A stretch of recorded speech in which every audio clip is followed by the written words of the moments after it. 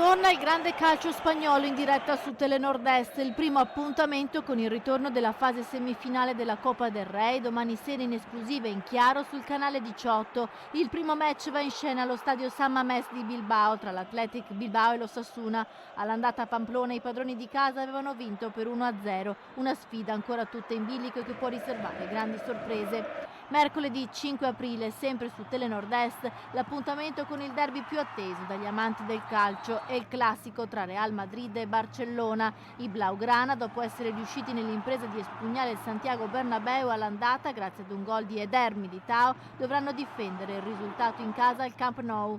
L'eterna sfida tra le migliori di Spagna, che in campionato sono in testa alla classifica, anche se il Barcellona stacca di 12 punti le merengues. Le due vincenti tra Athletic Bilbao e Osasuna e Real Madrid-Barcellona si sfideranno poi nell'attesissima finale della Copa del Rey. Il prestigioso trofeo spagnolo verrà assegnato il 6 maggio, anche questo match verrà trasmesso in diretta in chiaro su Telenord Est.